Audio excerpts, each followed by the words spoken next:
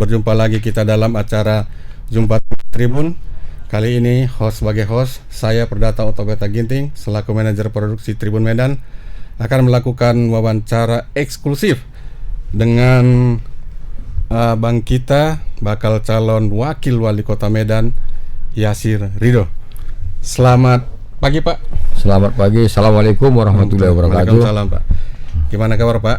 Sehat Pak ya. Ini sudah siap kayaknya nih Pak ya. Ya, insyaallah. Gini Pak, nama Abang kan sama Pak Hidayatullah ya Pak. Iya, itu kan muncul bisa dibilang di last minute lah. Iya. Itu memang ada persiapan atau karena ada perubahan regulasi sebenarnya Pak? Maksud saya apakah memang udah siap-siap dulu, tertolong sama regulasi atau bagaimana Pak? Ya, saya pikir itu semuanya kehendak Tuhan, itu betul. Bercampur ya. Kalau sesungguhnya saya ingin mau jawab, saya dengan PKS Pak Hidayatullah khususnya, ya itu sudah ada komunikasi sebelumnya kira-kira sebulan yang lalu, ya kira-kira sebulan. Meski dengan situasi nasional ya. Kan terkait pilkada ini kan berhubungan secara langsung dengan situasi nasional. Betul. Ada Kim Plus dan lain-lain ya. Kemudian pembicaraan itu terputus, terhentilah. Terhenti, kemudian ya saya fokus saja mengurus yang lain. Sesungguhnya saya itu kan dilirik kemarin itu sebenarnya saya lebih fokus mengurusi kawan-kawan ya, mau jadi wali kota, bupati dan lain-lain di semua. Oh, lebih fokus ke situ sebenarnya. Mendorong kawan-kawan. Nah, karena mendorong kawan-kawan ini mungkin interaksi saya dengan pimpinan partai-partai politik yang ada di Sumatera Utara dan pusat ini menarik bagi orang lain mungkin, sehingga kenapa enggak saudara saja ikut maju pada pilkada 2024 ini. Memang beberapa kawan-kawan yang kita dorong ketika ini di masa 2024 ini hampir semuanya itu berhasil berlayar ya. Nah, dapat perahu semua. Iya. Nah, insya Allah saya lah perahu terakhir. Itu dia. Itu fakta yang terjadi sesungguhnya. Cuman itu perubahan regulasi itu juga berpengaruh dalam keputusan ini Pak. Karena Republik ini juga berpengaruh kok. Karena PKS bisa mengusung sendiri di Medan. Bukan hanya PKS, seluruh partai politik mendapatkan kebahagiaan dan kenikmatan. Ada juga yang menderita. Aturannya kotak kosong tidak jadi kotak kosong. Betul. Kan seperti itu. Ya pastilah ada perubahan itu pasti membawa dampak. Efek baik dan buruknya itu ya bergantung kita yang melakukannya. Tapi kan Abang selama ini kan dikenal sebagai politisi Golkar kan Bang? Iya. Dua periode pernah duduk di PRD Sumut. Tapi bagaimana kira-kira ini Bang? Karena Abang diusung PKS ini. Nah, ada persoalan ya. Kan PKS itu kan mempunyai hak juga untuk mencalonkan diri. Ya, sama dengan saya. Saya juga punya hak untuk dicalonkan dan mencalonkan diri. Ya. Sebagai kader partai, saya tetap kader partai Golkar sampai saat ini ya. Karena status saya juga masih anggota DPRD Provinsi Sumatera Utara. Sampai sekarang. Fraksi Partai Golkar. Ya. Karena belum ada surat pemecatan saya kan gitu dari Mendagri. Ya, sebagai anggota DPR. Kemudian kalau proses di partai politik kan biasa. Ya, saya kemarin sudah mencoba meminta kan, tapi kan mungkin takdir tidak mengizinkan ya. Ada turbulensi, ada lain-lain lah, dinamika yang tinggi Bang, ya? Di partai politik. Ya ini mungkin jalan Tuhan. Saya mengatakan ini jalan Tuhan bagi saya, yang diberikan Tuhan sehingga saya bisa mengikuti kontestasi politik menjadi calon wakil wali kota. Terus saya juga berterima kasih dengan partai PKS mempercayakan saya menjadi wakilnya, ya, tanpa membawa partai gitu, ya. Artinya apa? Bahwa mungkin potensi diri ini itu dianggap mereka cukup untuk melayarkan ini. Bang, sebagai politisi kan sudah pernah jadi anggota DPRD Sumut, bahkan sekarang tadi Abang ketua fraksi tadi Bang ya. Pernah jadi ketua fraksi dan pimpinan DPR Sumatera Utara. Iya. Sebagai politisi itu Bang, apakah pernah Abang membayangkan suatu saat saya akan menjadi wali kota Medan atau wakil wali kota Medan gitu Bang? Secara personalnya pernah berangan-angan seperti itu enggak Bang? Sebagai politisi. Baik, sebagai aktivis ya. Iya. Saya bercerita tentang seorang aktivis. Seorang aktivis itu mimpinya cuma dua. Pertama, menjadi anggota DPR legislatif. Kedua, menjadi birokratif. Saya sudah melalui itu ya. Saya sudah menjadi anggota DPR legislatif. Nah, pastilah mimpi saya punya harapan juga bisa jadi seorang kepala daerah birokrasi ya. Nah, tentu ini hal yang normal saja, relatif normal dan biasa saja. Orang yang nggak pernah jadi apa-apa juga mau jadi wali kota kok, jadi bupati. Ya? Apalagi saya yang sudah berkecimpung di situ puluhan tahun loh. Ya, saya punya track record yang panjang terkait dengan persoalan politik, persoalan sosial, masyarakat dan lain-lain. Ya, di organisasi kemasyarakatan dan lain-lain. Ya, saya kan punya pengalaman panjang. Ya, orang yang tak punya pengalaman pun mau kok bisa dan mampu bercita-cita.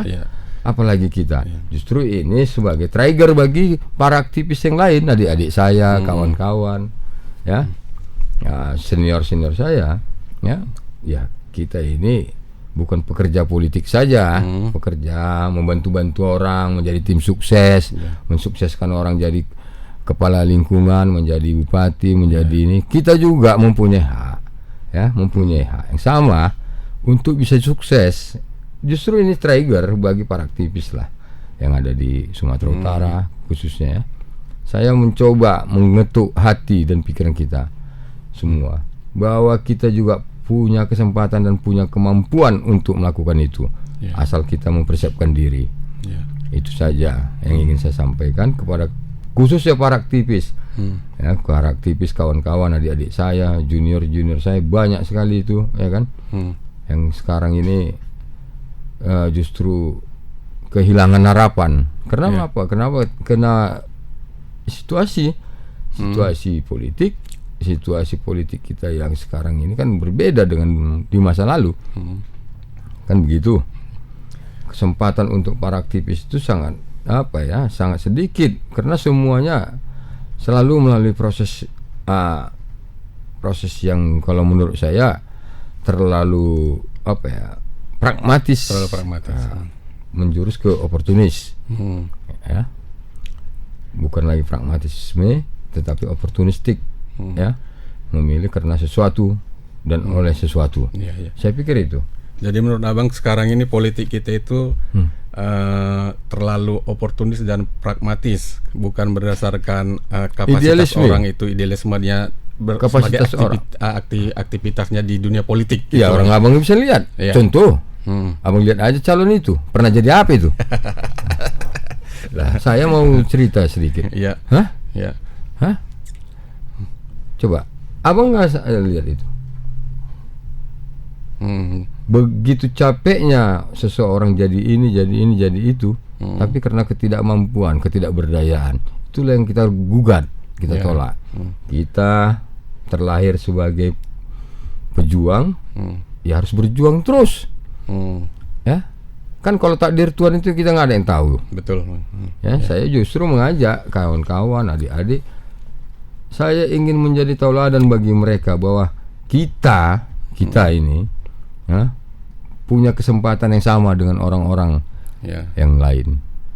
Walaupun mungkin bapak kita nggak sekaya orang, keluarga kita juga tak sehebat orang, tapi faktanya hari ini saya bisa jadi calon. Saya si tukang jahit kata orang itu. Tapi kan begini Bang, selain misalnya masalah rekam jejak kita di dunia politik atau apapun, untuk menjadi pejabat publik itu kan logistik sangat penting tadi. Tadi kalau bisa dibuat ke urutan 12, kenapa mesti di urutan pertama? Logistik ya. Makanya terjadi perubahan. Perubahan apa? Aturan. Apa yang dimaksud? Esensi dari sebuah keputusan Mahkamah Konstitusi itu, Abang Anda? Apa sebenarnya hasil nilai dari keputusan itu? Bahwa memberikan kesempatan kepada partai politik, ya, tanpa barrier yang besar. Kalau dulu 20%, sekarang tinggal 6,5% jumlah suara. Artinya partai politik, ya, bisa berpikiran waras, ya, mendorong seseorang yang tidak mempunyai logistik besar pun, tetapi dia mempunyai popularitas, mempunyai elektabilitas dan kapasitas di dalam dirinya untuk bisa jadi calon. Tidak seperti selama ini. Barrier inilah sesungguhnya, ya, sesungguhnya menjadi hambatan bagi para aktivis, para masyarakat yang mempunyai kapasitas. Kenapa? Untuk memenuhi 20% jumlah kursi ini terjadilah deal, ya, yang mengakibatkan orang-orang seperti saya ini, orang-orang seperti kita ini, para aktivis yang tak punya kesempatan, ya, mempunyai orang tua yang hebat, kaya raya dan lain-lain, nggak sempat untuk bisa jadi sesuatu di Republik ini. Nah, kalau begini ceritanya, nah kita kan ke depan, ya, dengan hasil putusan Mahkamah Konstitusi ini, ya, kita kan mempunyai kesempatan. Misalnya ada partai 5 partai, ya, mempunyai jumlah suara sekian berkumpul 5 partai ini mengusung satu orang. Artinya ada kesempatan bagi rakyat, ya, ada kesempatan bagi rakyat untuk mendapatkan calon pemimpin yang menurut rakyat punya kecakapan untuk memperjuangkan, memberikan kesejahteraan kepada rakyat tersebut. Nah, itulah makanya tadi Abang bilang itu jadi trigger lah Abang ini untuk aktivis-aktivis lain supaya untuk tetap optimis bisa menjadi pejabat publik gitu. Iya. Karena kesempatan sudah dibuka gitu oleh MK. Mahkamah Konstitusi yang terhormat itu. Iya. Itu.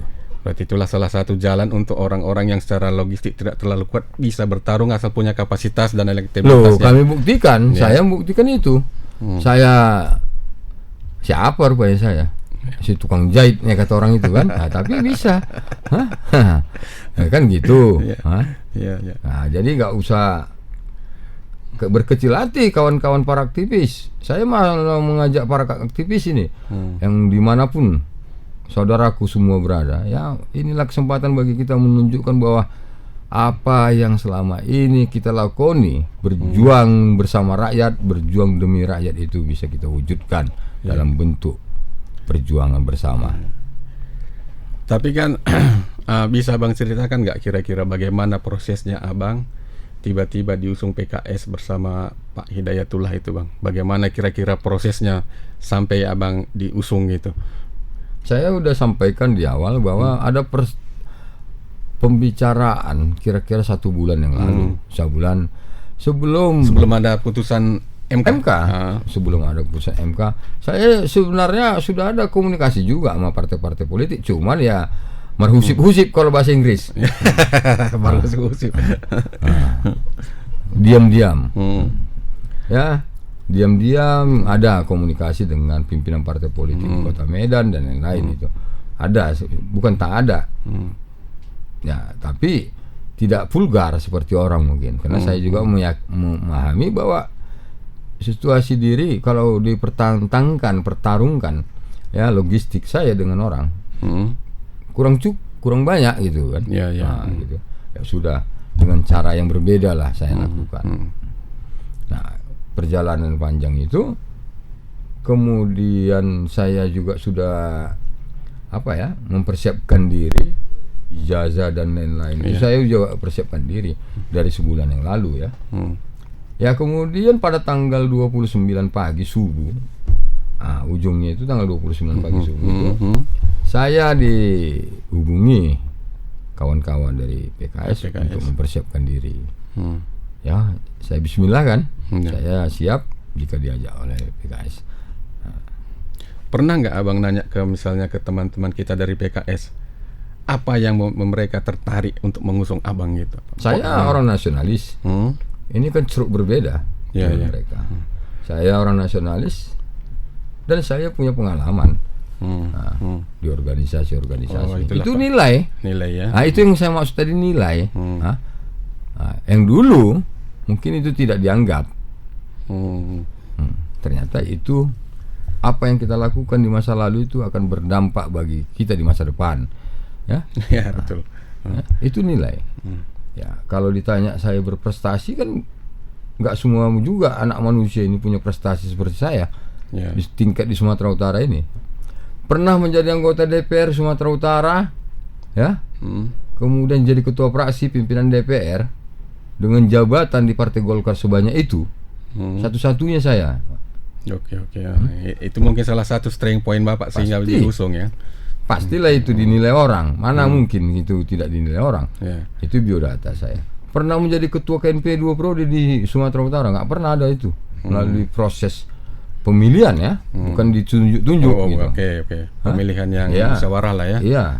Dan pertarungan selalu saya lakukan itu kan. Nah, itu juga pastilah menjadi sebuah alasan. Kemudian hubungan saya dengan berbagai komponen masyarakat, ya, baik yang Muslim, yang Nasrani, Buddha, Hindu dan lain-lain, itu juga pastilah dilihat orang. Nah, ini kan ceruk yang berbeda dengan Partai Keadilan Sejahtera PKS, sehingga mereka ya menganggap saya ini mempunyai potensi untuk mendulang suara. Berarti poinnya ini antara Bapak dengan Pak Hidayatullah ini saling melengkapi lah ya. Pasti. Saling melengkapi untuk mendulang suara. Kalau tidak, kalau ceruk yang sama, mungkin bukan saya orangnya. Persentasinya kan lebih sempit gitu Pak ya. Ini kan menjadi lebih luas persentasinya kan. Memperluas ceruk. Iya.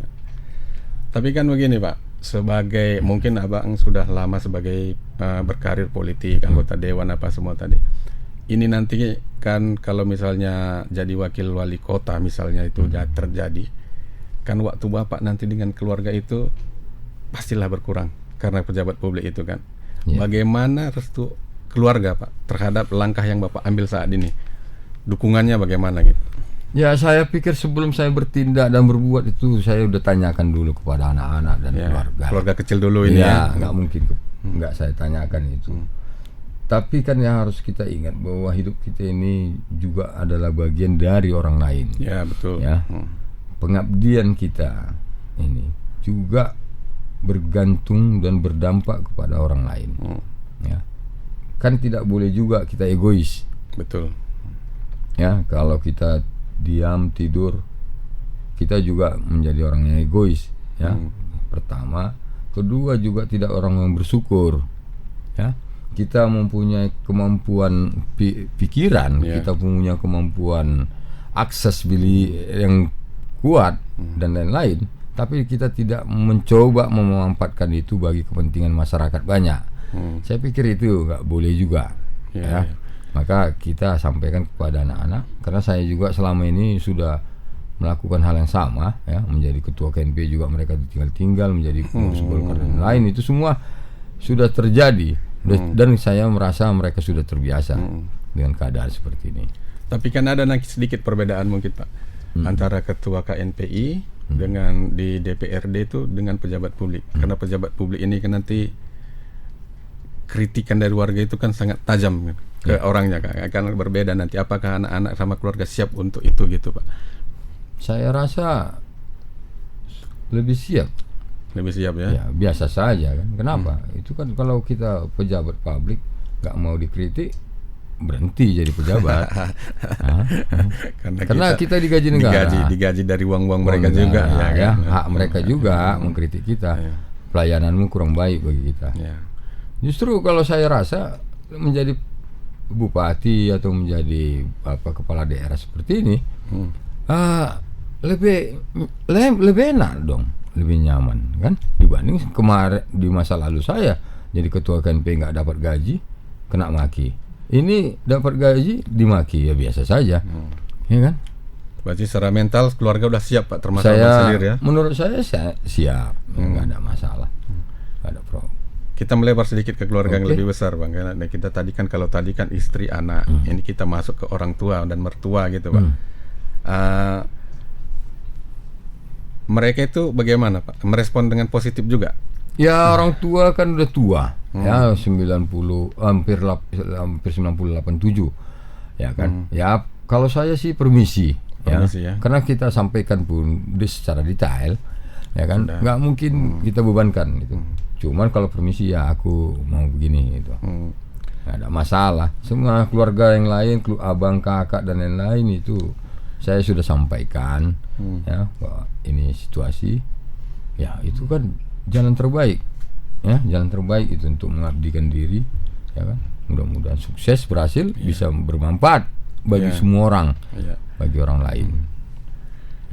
Bisa cerita sedikit Pak, misalnya mengenai kan pastilah udah sebelum ini kan sudah pastilah ada kesepakatan dengan Pak Hidayatullah atau dengan partai pengusung soal visi dan misi Pak untuk kita Kota Medan ini, apa kira-kira Pak?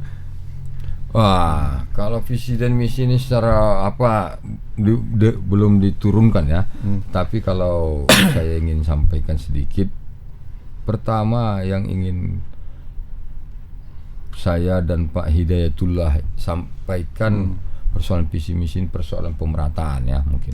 Pemerataan misalnya apa dia Pak? Pemerataan pembangunan, pemerataan kesejahteraan dan lain-lain. Saya pikir itu yang ingin kami lakukan di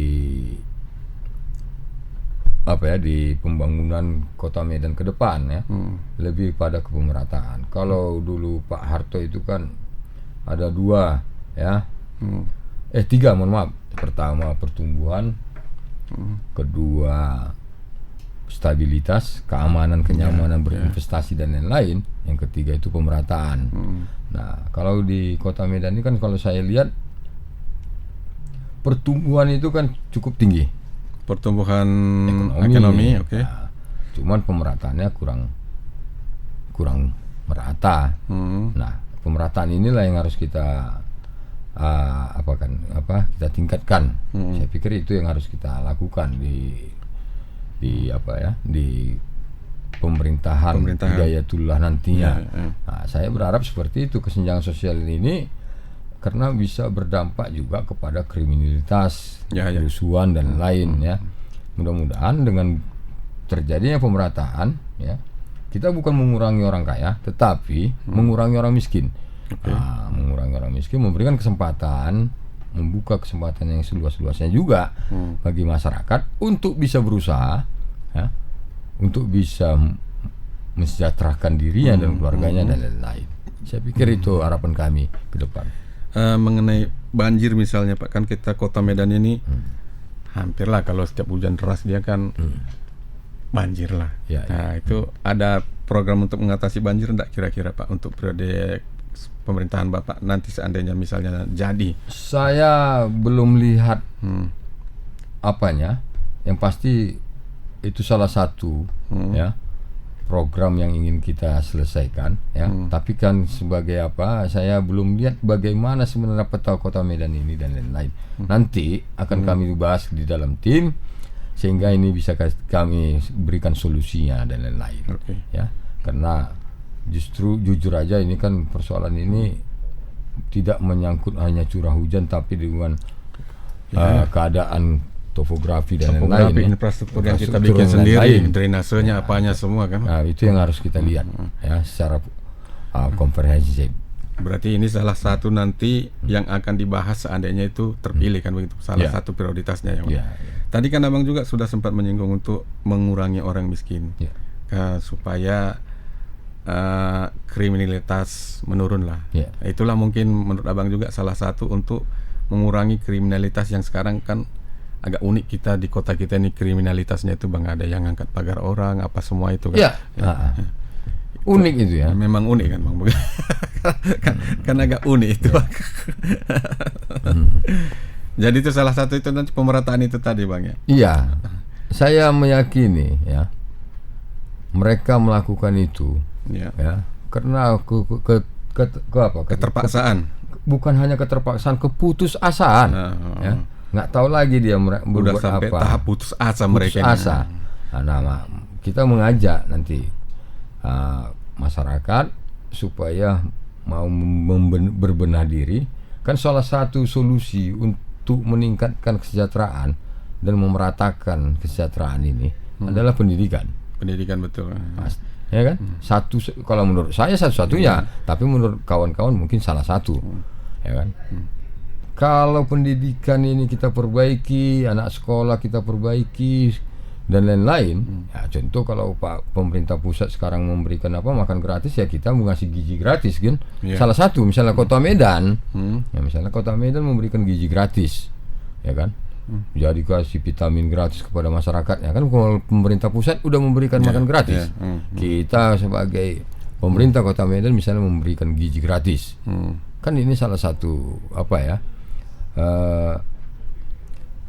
tawaran-tawaran yang ingin kita sampaikan di dalam visi misi nantinya, ya. Mudah-mudahan ini bisa diadopsi oleh tim nanti yang membentuk visi misi ini. Tadi Bapak bilang itu kan pendidikan adalah salah satu atau satu-satunya cara untuk menanggulangi kemiskinan. Dengan pendidikan yang bagus kan mereka berpeluang untuk bekerja lebih baik kan, begitu kan Pak? Dan bisa mensejahterakan orang tuanya, minimal keluarganya dulu ya kan. Untuk pendidikan sendiri, apa kira-kira yang terobosan yang akan Bapak lakukan dan Pak Ida itulah lakukan untuk di Kota Medan supaya meningkatkan kesejahteraan orang-orang yang tidak mampu secara ekonomi itu Pak? Supaya mereka mendapat pendidikan yang lebih tinggi gitu. Iya, harusnya peningkatan pendidikan ini, peningkatan pendidikan, jumlah sarjana di Kota Medan ini berapa persen sih? Jumlah sarjana di Indonesia berapa persen? Ya. Nah ini yang harus kita tingkatkan. Kalau sekarang 11%, ya yang ke depan selama kita memerintah harus dapat 15 atau 20%. Sehingga apa? Banyak sarjana, banyak orang yang bisa mendapat pekerjaan dan memberikan pekerjaan. Sarjana itu bukan hanya mendapatkan pekerjaan, tetapi juga mampu mampu membuka lapangan pekerjaan. Nah, hal-hal seperti inilah yang ingin kita sampaikan kepada masyarakat, ya, selain membentuk UMKM dan lain-lain. Saya pikir itu yang kita lakukan ke depan. Ya, siap ya. Berarti pendidikan penting Pak ya. Sangat penting tuh pendidikan. Kenapa kita bisa berubah seperti ini? Karena pendidikan. Kalau dulu nggak disekolahkan bapak kita, mungkin jadi tukang tahu kita. Dari pendidikan itu jenjangnya berikutnya menciptakan lapangan kerja lah Pak ya, supaya sarjana-sarjana kita itu bertambah, dia terserapnya juga lebih banyak. Lebih banyak pekerjaan. Oke Pak. Dan itu kan tantangan itu sekarang di Kota Medan. Iyalah Pak, tantangan lah. Kita mencetak sarjana banyak, tapi kalau mereka tidak bekerja dengan bidangnya kan atau minimal tidak bekerja dengan sesuai dengan strata mereka kan, itu juga tidak meningkatkan kesejahteraannya nantinya kan Bang. Berarti lapangan kerja juga penting ini kan Bang. Pasti. Lapangan pekerjaan yang sangat penting. Kalau nggak banyak lapangan pekerjaan, maka geng motor yang banyak nanti. Kriminalitas lagi tambah. Ya kan? Kita harus merubah itu, menolong kelompok miskin itu, memberikan lapangan pekerjaan dengan membangun UMKM dan lain-lain, ya kan? Supaya bisa kita lakukan itu. Nah, itulah kerjasama dari pihak media dan lain-lain, nanti harus kita harapkan supaya menggaungkan hal-hal seperti ini. Kita kembali sedikit ke partai Pak. Ini kan Bapak sebagai latar belakang dengan Partai Golkar dan mungkin sudah sangat lama di Partai Golkar ini kan Pak. Tapi kan Bapak maju ini kan cuma didukung Partai PKS. Optimismenya menang itu bagaimana kira-kira Pak kalau diusung cuma Partai PKS? Optimisme yang menang, ya pasti optimis lah.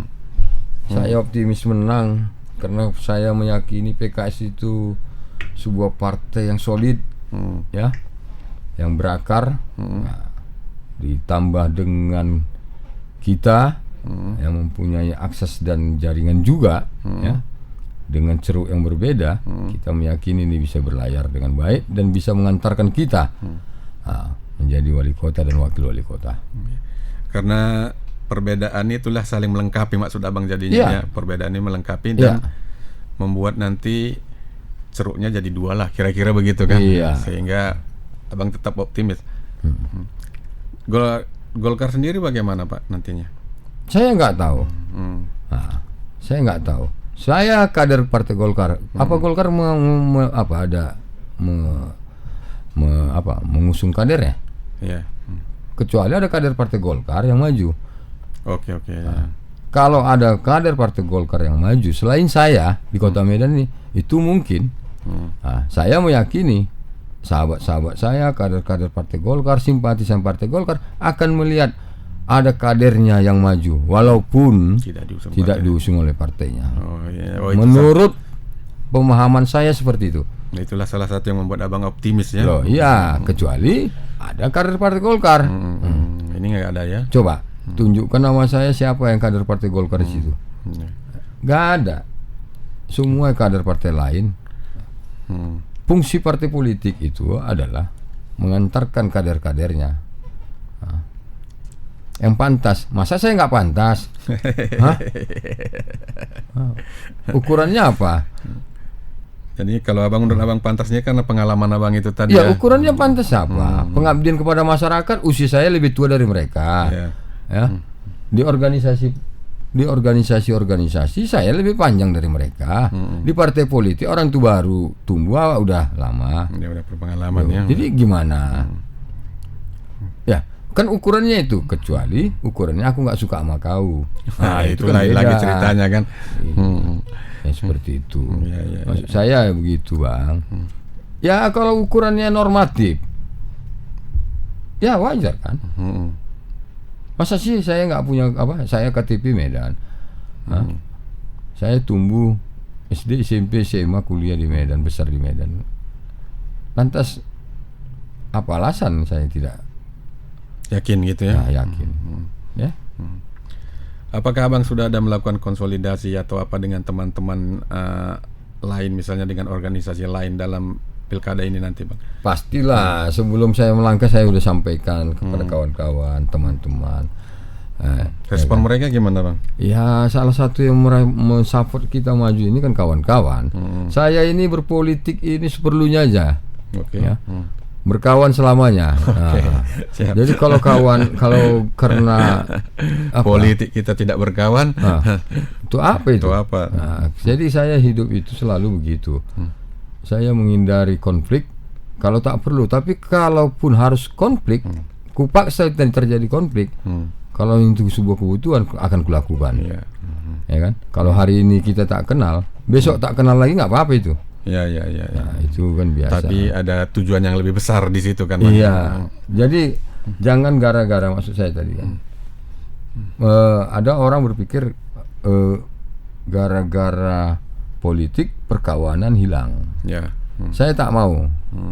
Nah, berpolitik ini bagi saya seperlunya saja. Karena perkawanan itu yang abadi. Perkawanan itu yang bisa membuat kita selamat.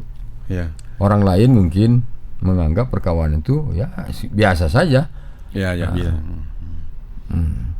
Tapi bagi abang perkawanan itu sangat penting, Bang, melebihi yang lainnya ya. Buktinya kan kalau orang bilang ya tak pernah mati bola itu dibuat kawan nih katanya. Kan abang yang bilang jungkir balik tetap juga.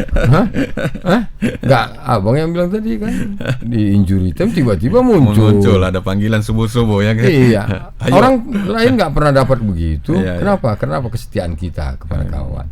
Termasuk kesetiaan, kapasitas abang juga ada, pengalaman juga ada, ya kan. Itu semuanya digabungkan berarti dianggap mumpuni, sehingga berpotensi mumpuni potensi kan begitu kan, Pak. Potensinya mendulang suara dengan ceruk yang berbeda kan begitu kan. Oke, Bang. Bisa mungkin abang buatkan secara sistematis mungkin terobosan-terobosannya nanti, Bang. Terobosan-terobosan abang saya Pak Hidayatullah itu pada pemerintahannya nanti kalau misalnya terpilih, Bang. Ya, kalau saya sesungguhnya ditanya bagaimana nanti kalau kita menjadi wali kota dan wakil wali kota gitu ya. Terobosannya apalah kira-kira, maksudnya programnya itu yang pertama saya lakukan ini gitu. Kami lakukan ini gitu. Ya, nanti kita benahi dulu lah ya bagaimana di dalam kita bicarakan di dalam tim dan lain-lain, walaupun pikiran-pikiran kita udah kita sampaikan dan lain-lain ya. Apa yang harus didahulukan nanti kita sampaikan secara secara menyeluruh. Kalau sepotong-sepotong seperti ini nanti jadi salah tafsir pula orang ya kan. Salah menafsirkan ya kan. Salah menafsirkan nanti. Nah itu kalau saya paling pembangunan manusia ya. Pembangunan manusianya. Saya lebih senang meningkatkan kapasitas SDM-nya ya. Kalau kita nanti jadi wali kota, saya lebih cenderung meningkatkan sumber daya manusia melalui pendidikan, melalui pekerjaan, lapangan pekerjaan dan lain-lain. Itu kalau dari saya, ya. Karena dengan peningkatan SDM itu orang itu bisa berkreativitas atau berinovasi untuk kehidupan yang lebih baik gitu. Iya. Kalau dulu dia tidak mampu memberikan kenyamanan kepada keluarganya, dengan bekerja dia pasti mampu. Kalau dulu dia tidak mampu menyekolahkan anaknya, setelah anaknya sekolah bekerja dan lain, maka dia juga hidup sejahtera. Kan itu harapan kita. Maka pertumbuhan itu kan sesungguhnya pertumbuhan ekonomi itu kan karena nilai konsumtif. Nah, bagaimana nilai konsumtif tadi itu ya kan bisa dilakukan oleh rakyat kalau duitnya nggak ada. Iya. Apa untuk membeli kan? Apa yang bisa dia beli kalau uangnya dia nggak punya? Maka ke depan kita harapkan terjadi keberpihakan. Nah, bahasanya Bang, keberpihakan. Kalau anggota DPR atau bupati itu kan sesungguhnya tugasnya keberpihakan, berpihak kepada rakyat atau berpihak kepada yang lain-lain lah. Yang lain-lain. Ya itu. Kan kalau kita ini Bang, yang Bang tanya ini kan salah satu Pak Hidayatullah Mas saya ini kan orang-orang sudah berpengalaman di dewan ini. Pak Hidayatullah ada 6 prodi, saya 2 prodi. Coba Abang tanya sama yang lain kan beda, ya kan. Jadi postur anggaran itu kita sebenarnya sesungguhnya sudah memahami tujuan dan maksud dari anggaran ini kemana, apa yang diprioritaskan gitu. Iya, itu maksud saya Bang. Jadi kalau kami itu sudah paham lah, insya Allah sudah mengetahui apa yang menjadi persoalan, kemudian sudah tahu apa yang menjadi racikan obatnya nanti, dengan cara apa dan lain-lain. Itu yang ingin saya sampaikan. Ini Bang, untuk terakhir mungkin Bang sebagai closing statement, apa harapan Abang kepada pemilih di Kota Medan ini supaya nanti mereka memilih itu dengan hati nurani dan untuk Medan yang lebih bagus lah. Harapan Abang untuk pemilih-pemilih kita. Ya, kepada saudara-saudaraku yang ada di Kota Medan, ya, mari kita lakukan pemilu ini dengan riang gembira. Ya, kita lakukan dengan rasa nyaman, memberikan rasa nyaman kepada masyarakat. Mari kita tawarkan pikiran-pikiran kita, ya. Harapan-harapan rakyat harus kita sauti, keinginan-keinginan rakyat harus kita perhatikan, ya. Ajak keluarga, ajak tetangga, ajak sahabat dan kawan-kawan kita untuk datang ke TPS. Gunakan suara kita. Pilihlah orang yang tepat di saat yang tepat, untuk pembangunan yang tepat. Ya, mudah-mudahan apa yang kita harapkan menjadikan Medan yang lebih baik lagi, ya. Memberikan kesejahteraan kepada rakyatnya, memberikan pemerataan kepada masyarakatnya, ini bisa kita wujudkan bersama. Saya yakin pasangan kita ini, pasangan Ustadz Hidayatullah dengan Yasir Ridho Lubis, pasangan ya yang saling melengkapi. Ya, saya mengatakan saling melengkapi, ya, yang kita yakini mampu bersama-sama berjuang, ya, mewujudkan harapan dan mimpi kita semua sebagai masyarakat Kota Medan. Saya mengajak, mohon doa dan dukungan. Terima kasih. Assalamualaikum warahmatullahi wabarakatuh. Merdeka. Oke. Terima kasih Pak Yasir Ridho yang telah menyampaikan sebagian visi misinya atau sebagian apa yang akan dilakukan pada kalau terpilih nanti pada pemilihan wali kota Medan. Terima kasih Bang, sehat selalu. Amin. Demikian kali Tribuners, wawancara eksklusif kita dengan bakal calon wakil wali kota Medan Pak Yasir Ridho. Terima kasih atas perhatiannya. Kita ketemu pada acara Jumpa Tengah berikutnya.